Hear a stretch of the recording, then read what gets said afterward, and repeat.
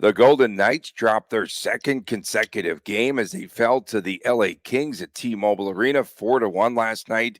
We recap last night's game and much, much more ahead right here on Locked On Golden Knights. Your Locked On Golden Knights, your daily podcast on the Vegas Golden Knights, part of the Locked On Podcast Network. Your team every day.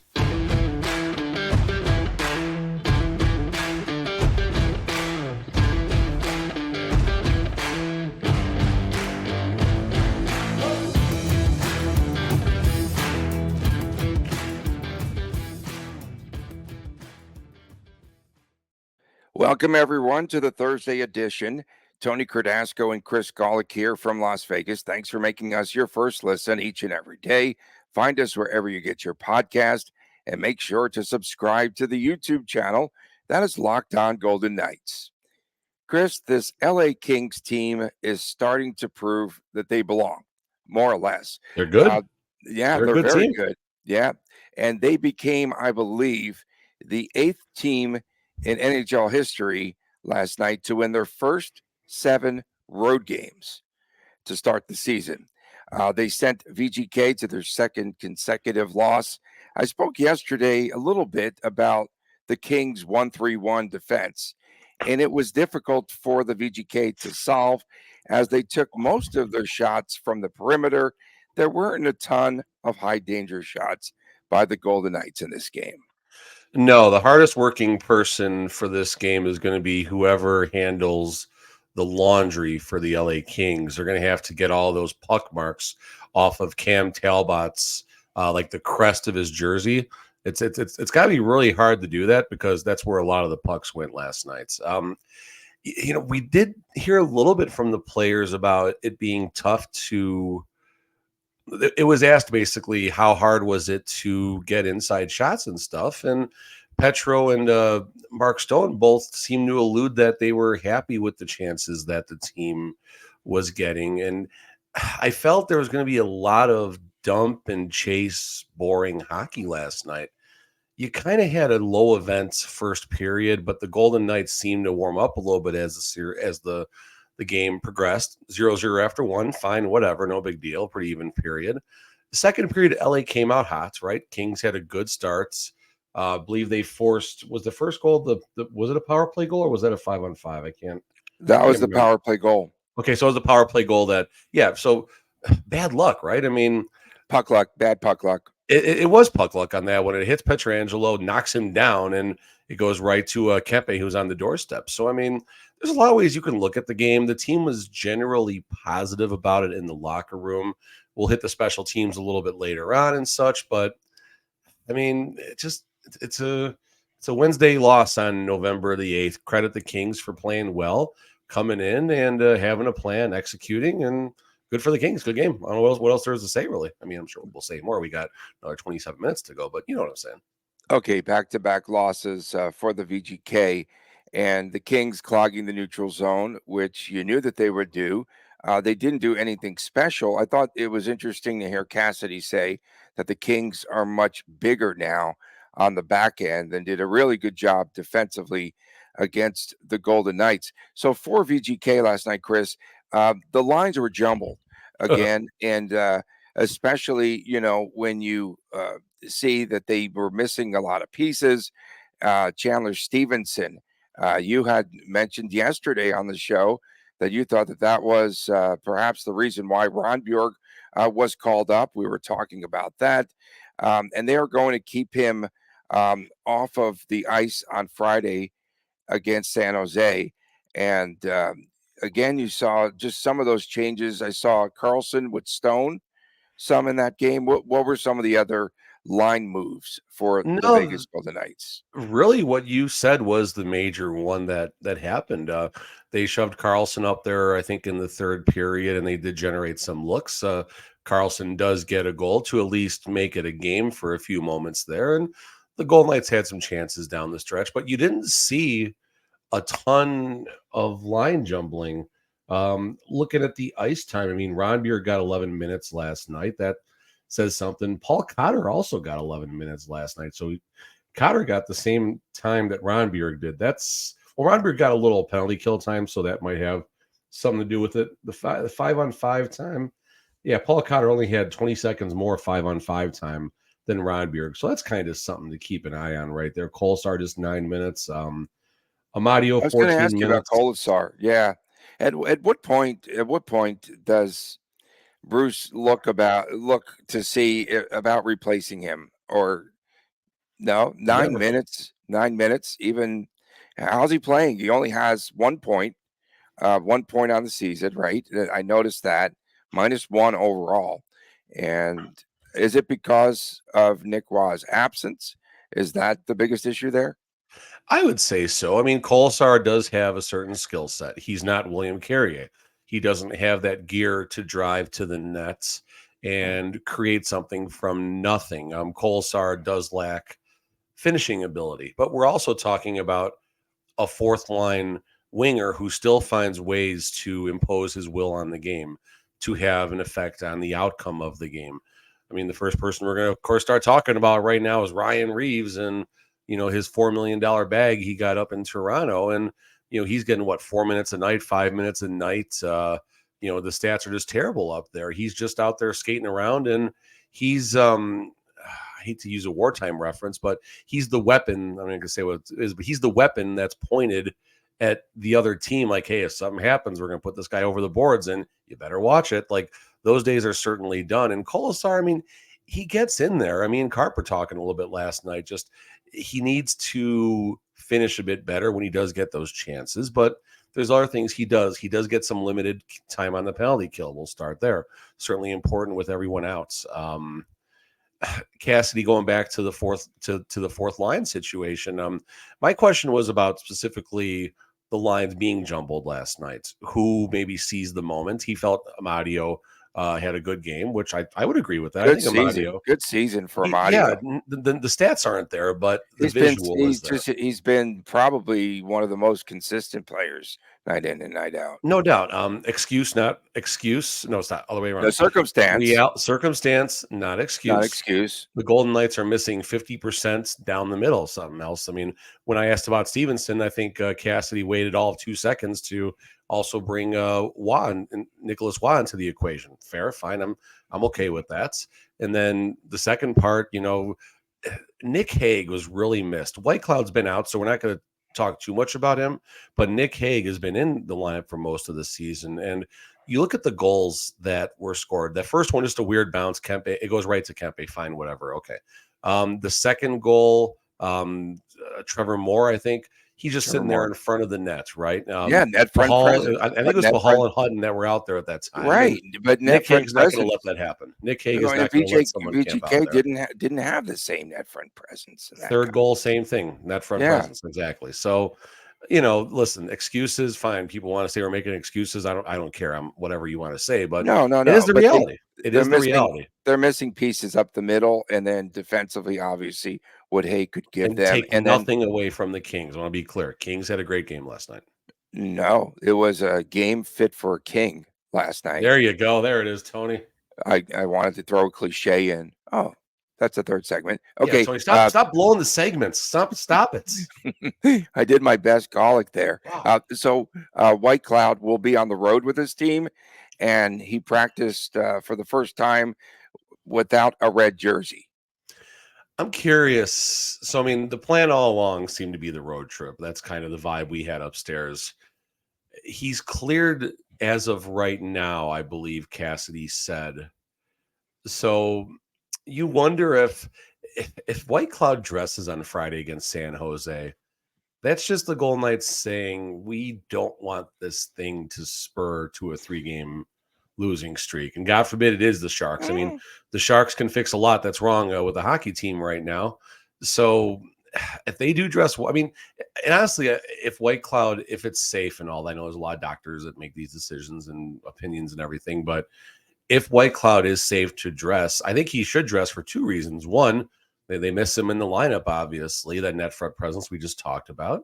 And number 2, why not get him a game under his belt that should be a lower event game for the defense, where he's going to get tested, obviously. He's going to get thumped around a little bit, but You're only talking a difference of a few days from when the road trip starts. Why not get him a game to get his legs going and get that fatigue? Because, of course, the Sharks game, they can hopefully maybe give him, 12, 13 minutes without taxing him a whole lot, let him get acclimated, and then obviously on the road trip, turn him loose. Anze Kopitar last night. You call him Anze. I call him the Fonz. Anze Kopitar 400th The goal greatest was an king empty ever. netter. I'll call him the greatest king ever. 400th goal, empty net variety. That was pretty exciting. I'm surprised no one took the puck and threw it into the stands, but they kept the puck on the ice. Kopitar's got all the respect in the league. I don't know if anyone has anything bad to say about Kopitar besides puck luck. The 300 goalies he's probably scored on throughout his career. The puck was going right, I think, and went into the net. Just puck luck. That puck has eyes. Definitely has eyes lately. Suddenly, Chris, though, after VGK looked like they were going to run away with the division a week and a half ago, we're talking about how weak the Pacific is. And lo and behold, now, when you look at the division, the Canucks just 4 points back of VGK, 2 games in hand. And you have the Kings 5 points back with 2 games in hand. The Canucks schedule is rigged. They've had the Oil 3 times already. They've played the Sharks. It's so rigged. The Canucks. That's rigged. That's definitely rigged. Okay, listen, the Kings. The top 3 do look good really fast. The top 3 teams do look good. You're going to hear from Seattle. You're going to hear from Edmonton. This is not going to last. Although I am absolutely shocked on November the 9th, the Toilet Bowl game is happening. That's the 31st and 32nd worst teams in the NHL statistically. And one of them is the Edmonton Oilers. What is happening here? The Oilers are in the Toilet Bowl tonight. And that's tonight. Yeah, of course. You know why? Because it's definitely rigged. And San Jose has a back-to-back, right, coming in. Or no, they have a day off. God, if the Sharks win on Friday night, no, they have a back-to-back. It's so rigged. I know. Yeah, on top of everything else, that poor team. It's a good thing. It's a good thing the Sharks come in with that much more fatigue, so the Golden Knights could catch a break there. The Kings we mentioned yesterday, they have been very good on the road. So I went back and looked at the last 2 seasons and their road records. Okay, they start off now 7-0 on the road, which is really difficult to do in the National Hockey League. Last season, 21-14-6 on the road. Nice. And then 2 seasons ago, 23-11-7. They've won 43 games on the road the last 2 seasons. So now they're at 50 in 2 seasons plus. That's pretty good. That's outstanding. Come playoff time, that's obviously huge as well. And just one last note on my side about the game. I mean, they're going to be playing mostly on their home ice, aren't they? Well, but that's the thing. But when they do on the road, they're in a good spot. I'm saying they're going to win the division. Fair enough, Tony. Fair enough. I'm not going to sell that yet. Shots 38-33. It did not feel like a 70 shot game by either team last night. Like it did not have you think 70 shots in a game. You think some high event hockey. Really wasn't. I mean, the Golden Knights did have chances, especially in the third. They opened things up a little bit as they had to. And the Kings were more opportunistic. They had their chances. I thought Aiden Hill had a really good game. Just weird. Kind of just a weird game. I don't know. Puckhead eyes. Coming up next, VGK's special teams were mostly the reason that they were dominated last night by the LA Kings. That's our topic next when we return here on Locked On Golden Knights. Everyone should be empowered to care for themselves and their loved ones during the unexpected. That's why Jase Medical offers the Jase case. And you know what? I'll pull out my Jase case right there. See, that's pretty cool. There we go. So there's all these antibiotics in there in case of an emergency. It's a pretty cool thing. And in case of an emergency, you have something that gives you peace of mind. And so I keep that handy here and in the medicine cabinet where it belongs, away from kids. I don't have any kids, but Jase Medical makes sure that you have the medication on hand that you need. Jase Medical is simple. They handle everything from online evaluations to licensed pharmacy medication delivery and ongoing consultation and care. So don't get caught unprepared. Save more than $360 by getting these life-saving antibiotics with Jase Medical, plus an additional $20 off. Just use the code LOCKEDON at checkout and go to jasemedical.com.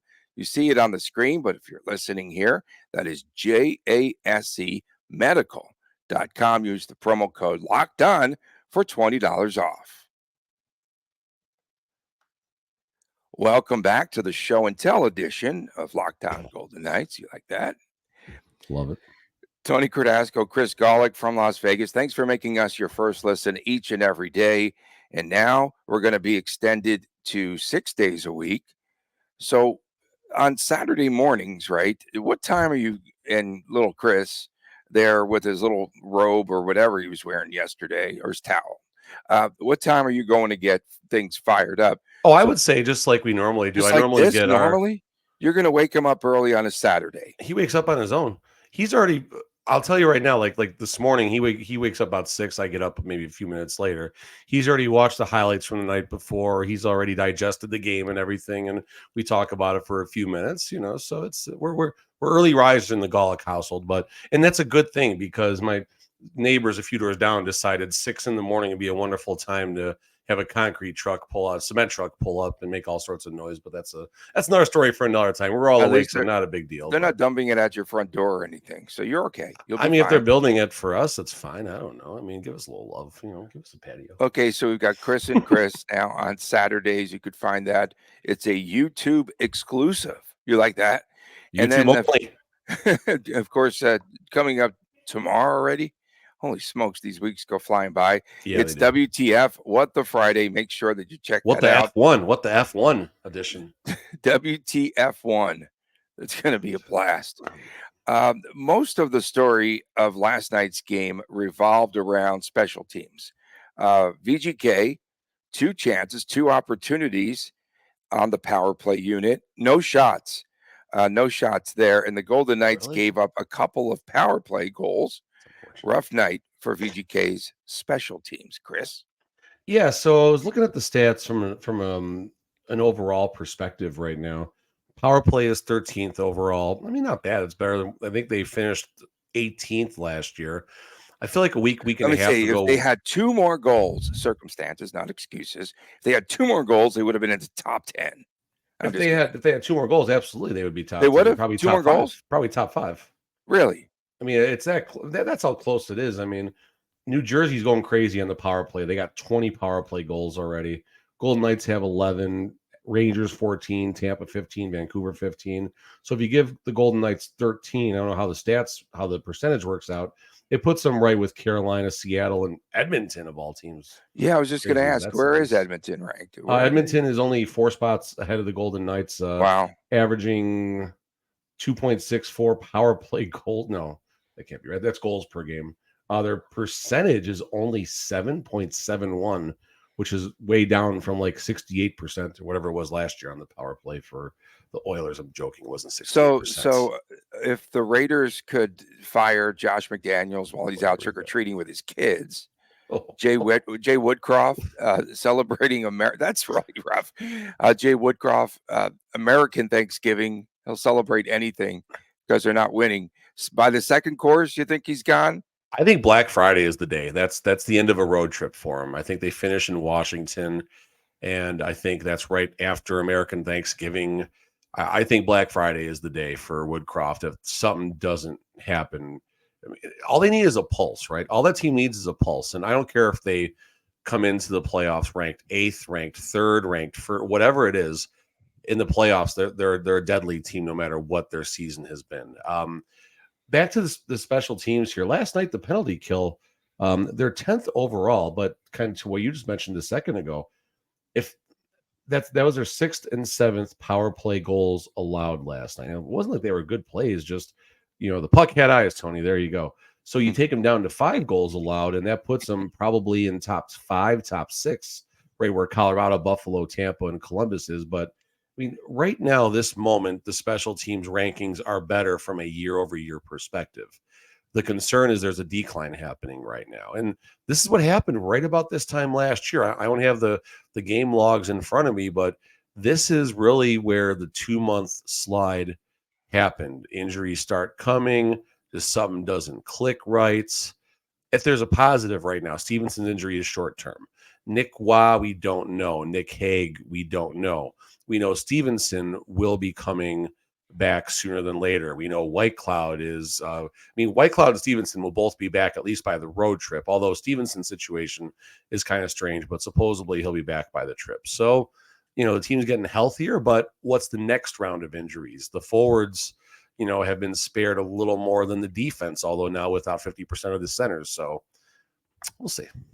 So Carlson took Stevenson's place last night there on the power play unit. On the power play, yes. Yeah.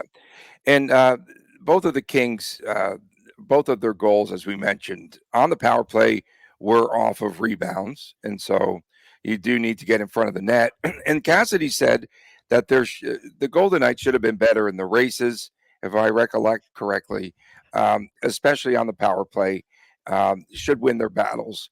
And he said that when you're committing penalties, you're chasing, basically, for VGK.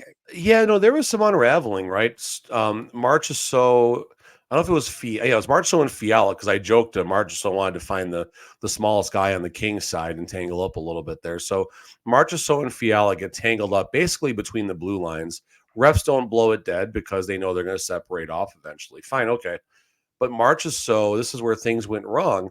Marchessault just takes a running head start, and it didn't look like an egregious cross check, but it was one of those spots where you, as a ref, what's going to happen before it happens. And Marchessault takes a run. His stick is up like this. When your hands are by your shoulder and you come in like that, you're going to get rung up every time. And I don't know if they scored on that one, but that's really when things started to unravel in the game. And wasn't it Martinez? Wasn't it Martinez on the first penalty? Martinez that was just a weird, that was Kopitar. He just had his stick, and that was just, there wasn't anything wrong with that when it happens. Right. But yeah, he got the first penalty. Now you're taking, obviously, your best penalty killer out, your best shot blocker out, and it's gonna, and Martinez knows how to clear the net as well. So it's just, a whole unfortunate set of circumstances there. The structure of the power play, sometimes good, sometimes not so good. What about puck movement for the Vegas Golden Knights on the power play? Yeah, before puck movement, it doesn't matter. You got to get them clean. Got to win that first face-off, and then they got to get set up. Right-hand stick. We had to use Jack in there. Right-hand stick. In his 45.6 or whatever the number is now, face-off percentage. That's a concern. That's certainly a concern right now. Right. But just the Golden Knights, you don't see the clean entries at the blue line right now. That's where it all starts. And then after that, you do see the puck movement a little bit, but they're not getting that grade A chance off. They're not executing. They had some chances. Like there was some movement on the power play, but then it just gets to the point where, okay, fine, Theodore is going to, loft it in from the point and see what happens. Not that that's a bad decision to make, but you got so much skill and creativity on the ice. You'd like to see more. And I'll say it again, the Golden Knights power play is better from a year-over-year perspective, at least from where it ended last season. So they got time, right? I feel like we're slap shot, the people in the bar moaning to the coach, hey, what are you doing about the power play? We're working on it. So they're working on it, folks. We'll see what happens. Jack Eichel, are they asking for him to do a little bit too much? It was a funny exchange, well, just a quirky exchange, if you will, late in the game last night, right before VGK, had sent off Aiden Hill there, to have the man advantage. And Eichel was out there skating, and then there was a face-off coming up, and you see Cassidy asking him, shouting across, are you okay? Can you still skate out there? His shift was a minute 20. And he said, yeah. And he stayed on the ice. Of course he's going to say yes. But yeah. Well, yeah, of course. But are they asking him at times to do a little bit too much? Obviously, you want him to be in the faceoff circle, make his game better there. He's turned into an elite. I hate that name, but he is an elite. He is an elite defenseman. He's along the eyes of offensive, William defensive, Karlsson too. He's really offensive player. Yeah. But are they asking him to mean, do too much sometimes? listen, he's the $10 million center, one generational talent. And this is the role that Jack Eichel wants, I think, is what we'll start by saying. And in a game like last night, you do need that difference maker to do something amazing. Paul Cotter was that person against Philly, right? Just weird game, right? Philly played the Golden Knights really well, and Paul Cotter says, "Okay, I'm going to make an amazing play," and boom, I got a great Instagram video for you all now. So Jack Eichel certainly has that gear. He scored goals like that, and I did feel Eichel was working hard on his own at times to go for that razzle dazzle goal, and that's what the Kings do. That's what that 1-3-1 does, right? You're able to get the puck in, but the players are going to have a hard time getting open once they're inside, and that's going to force someone to try and force a play. And it's nice when it works. It looks bad when it doesn't. It really didn't work last night, but Eichel, that's Eichel's job. Eichel's role is to be asked to do everything at times, and he didn't last night, but that's not a knock on Eichel. People aren't going to succeed every play, and again, let's not get too deep in this. Kings had a good game. Golden Knights will regroup, and we'll see how they do in their scrimmage on Friday night. The referees last night, as they were trying to get Aiden Hill off the ice, right, for the empty net, and he kept coming out of the crease. And you could see the official, the ref there, going, no, it's not an icing call. You're outside of the crease. Something they need to manage a little bit better, I think, in the future. Because he came out of the crease, they waved off icing calls like twice late. So he came out to play the puck, is what you're saying right there. Okay, Yeah. I understand now. It took me a second to process that. Process. I mean, I don't honestly know. I know if the goalie makes an attempt to play the puck or like motions to play the puck in the NHL on a potential icing, the play is not blown dead. That's what happened. And I think Aiden Hill was a little bit confused. He was perplexed that it wasn't an icing call twice. No, that's interesting. I know there was one where they're never in that situation. VGK, they're never in that situation where they have to get the goalie off the ice and they're down 2 goals. First time they faced a 3-goal deficit all season, too. Right, exactly. Coming up next, cliches were flowing in the VGK locker room last night, and our Chris Golick was there. We'll talk about it next when we return after this on Locked On Golden Knights. As a business owner, you realize that there are times when receivables might fall behind. And Chris and I are both entrepreneurs, and we know exactly what they're talking about here. But that doesn't mean that you need to fall behind on vendor payments, payroll, or even rent. For more than 25 years, Parkview Advance has helped a lot of businesses to secure working capital from $5,000 to $1.5 million. Parkview Advance can approve your working capital in as little as 24 hours. That's right. It's about cash on hand, and it's much easier to process than you might even imagine. We invite the many entrepreneurs that are Locked On NHL fans, Locked On VGK fans, to learn more by calling us at area code 203-675-0071. Again, area code 203-675-0071, or go to parkviewadvance.com. If your business needs working capital, call Parkview Advance today. Parkview Advance, helping businesses with their working capital. Go to parkviewadvance.com. Welcome back. Locked On Golden Knights, Thursday edition. Don't forget tomorrow, WTF1. You like that? WTF1. Get my notes. I'm ready for segment 3. I got my notes. You have sticky notes. We've really progressed from napkins on this show. And then on Saturday, it's the Chris and Chris show. Is that what you're calling it? I think that's good. Chris and Chris exclusive. A YouTube experience. A YouTube experience. So please make sure to subscribe there, as these guys are talk about entrepreneurs. I mean, they got Chris working in this family. Don't they have child labor laws on Saturdays? No. Okay. And then, no, it's really cool. We're looking forward to that show. Okay. So you said the cliches were flowing. Circumstantial cliches last night, or what type of cliches? No, I mean, and listen, I'm not knocking the team or anything like that. When Mark Stone and Alex Pietrangelo are firing cliches, it's not because they're just out there giving us fluff and stuff for the media to talk about. Fluff and stuff. Yeah. This is stuff that they're buying into. And, I go back to a game last season, right, where the Golden Knights, the sky was falling for a moment there. And I just asked Pietrangelo, I think it was after the Sharks beat him on home ice, say, what the vibe in the locker room right now? And Pietrangelo's like, it's fine. We're going to go back to work tomorrow and we're going to, it's what we do. And at first I thought he just completely dismissed me. It was, he was grumpy after a loss, fine, whatever. But then as you watched what happened throughout the season, you realize that is the perspective. So we had two cliches last night, right?